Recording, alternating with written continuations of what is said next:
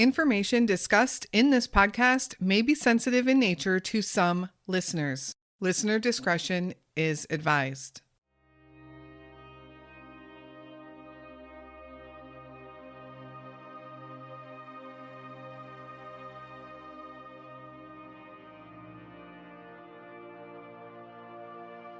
Amber Elizabeth Cates was 16 years old in 2004. She should have been spending her days shopping at the mall with friends, listening to Justin Timberlake, Beyonce, or maybe even Taylor Swift.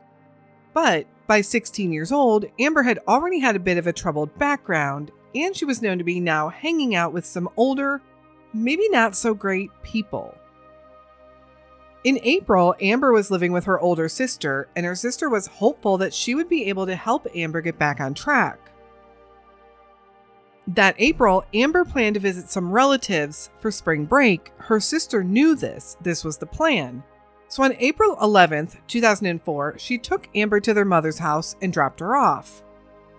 That afternoon, a man, a friend, or maybe even a boyfriend, picked her up and left.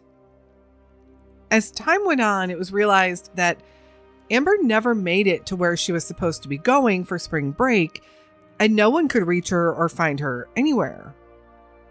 Her possible boyfriend said he dropped her off with someone else. That man said he dropped her off with friends. From there, Amber Cates vanished into thin air. Authorities weren't too quick to investigate at first. Amber did have a bit of a troubled past, and they classified her as an endangered runaway, believing that she had likely just ran away.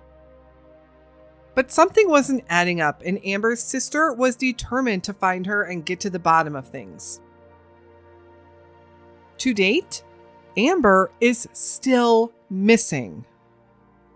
Where is Amber Elizabeth Cates?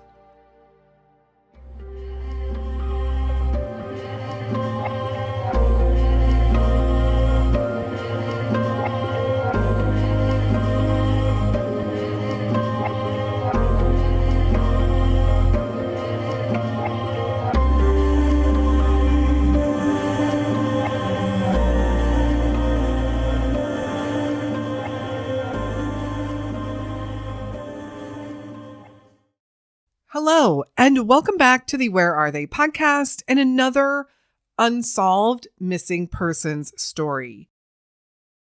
I found Amber's case while reading through case files in Tennessee, and I knew that despite the real lack of information in her story, I knew that I had to talk about her case. We don't have a whole lot of information on Amber's childhood. And while there has been some speculation about what that entailed, that's all it seems to be is wild speculation. So for the sake of telling Amber's story, we are going to start in 2004 with what we do know instead of possibly spreading more untruths or rumors. In 2004, we know that Amber was living with her older sister, Brenda, who was serving as Amber's legal guardian.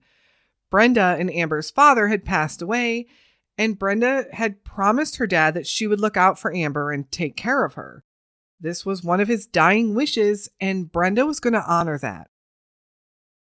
Amber was 16 years old at the time, and she had been spreading her wings, possibly getting involved with a troubled crowd. But Brenda was hopeful that Amber would get back on track soon. She knew her sister was a good person. She had a good heart, and they could get Amber back to where she needed to be. And by all accounts, Amber seemed to be doing well and possibly heading in the right direction. In April of 2004, Amber planned on spending her spring break that year with relatives. On April 11th, Brenda drove Amber, who didn't yet have her driver's license or a car, to her mother's house where she dropped her off. That afternoon, Amber's friend James pulled up in his gold Mazda and picked Amber up. It would be a few days before Amber would be reported missing. She had never shown up at the relative's house as planned, and no one could find her. Authorities, knowing that Amber had a history, labeled her as an endangered runaway, and they weren't too quick to jump on her case or investigate or even search for Amber. But her family was not going to sit by. This time was different. There was no reason for Amber to take off. There was no reason for her to cut off communication with the family. And there was no reason for Amber to be out of touch at all. Something was very wrong. Her family began retracing her steps. They learned that James had picked her up at her mother's house. James told them he dropped her off with another man, a man named Ronald, and they were supposed to be going over to the Waffle House.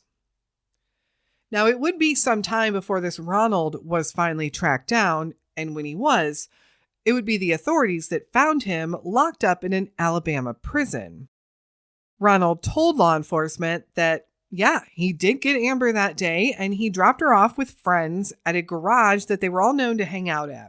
And that was the last time he saw her. From there, the trail seems to go cold.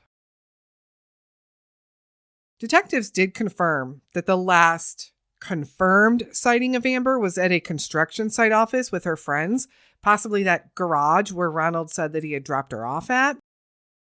So law enforcement eventually did bring cadaver and scent working dogs to search that area, but nothing was uncovered. The FBI eventually was brought in, and a $25,000 reward was offered for information leading to finding Amber. So sightings and tips start coming in. People reported seeing her in Memphis, Tennessee, and Florida and Colorado, and really all over the United States. But none of those sightings were ever confirmed to be Amber. In 2017, frustrated with the lack of any information that she had received over the last 13 years, Amber's sister Brenda hired a private investigator. She had been determined to find her sister, even though so many years had gone by. There isn't a whole lot of information about what might have been uncovered with that investigator, but you can follow for more information from her family's efforts on the case at the Facebook page they have set up titled Bring Amber Elizabeth Cates Home. Amber's case would sadly go cold until March of 2024, when authorities announced that they had uncovered a major new lead and they were sending evidence to the lab for processing. What exactly that was or what that meant, we aren't sure. Law enforcement has kept that information close to the vest. However, they were very forthcoming in making that announcement, doing a press release, and getting the word out through the media that they had this big potential break in the case.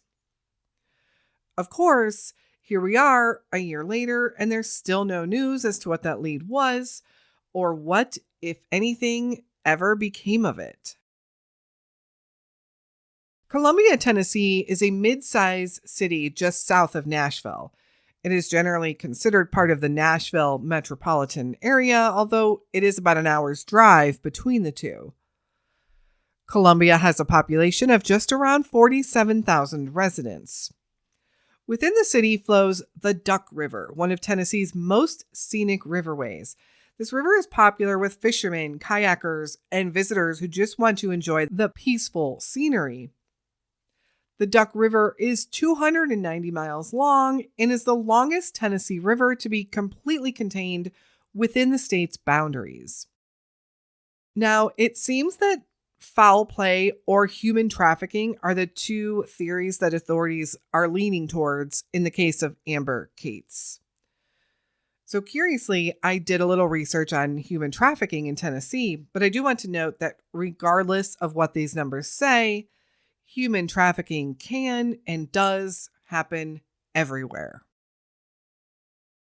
The Tennessee Bureau of Investigation, also known as the TBI, has an outreach program dedicated solely to combating human trafficking and providing resources to their citizens.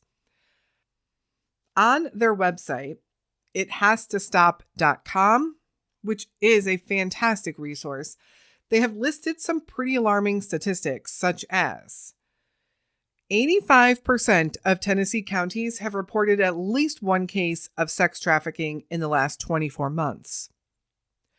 4 counties, including Davidson, Knox, Coffee, and Shelby, reported over 100 cases in the last 24 months. These are confirmed human trafficking or sex trafficking crimes. Amber was known to socialize with a troubled crowd. She was 16. She was vulnerable. Did one of them possibly lead her down the wrong path? Or did they maybe introduce her to someone else who did? What do you think happened to Amber Elizabeth Cates back in April of 2004? Amber is described as a Caucasian female, standing 5 foot 5 inches tall and weighing around 100 pounds when she was last seen on April 11th, 2004. She was just 16 years old. Amber has light brown hair, but often dyes it blonde, and she has hazel eyes. It was not known what she might have been wearing on the day she vanished. Anyone with any information is asked to contact the Maury County Sheriff's Department at 931-380-5733. Unfortunately, we don't have any additional information about Amber or her case, or James and Ronald, the 2 people associated with her story. But I do encourage you to find the Facebook page and follow it for any updates and just to show your support for the family. Amber has been missing for far too long, and her family, especially her sisters, deserve answers. Thank you so much for listening to Amber's story today and for supporting the Where Are They podcast in our mission, which is to keep sharing the stories of the missing with a focus on those lesser known cases like Amber Cates. You can find the Where Are They podcast over on all the socials. The links will be in the show notes, or you can always search for the Where Are They podcast. We will try and post updates on any of the cases we cover as they come in. Emails are welcome anytime as well. You can reach me at canwefindthem@gmail.com. Thank you again so much for tuning in today. We couldn't keep bringing you these stories without your support.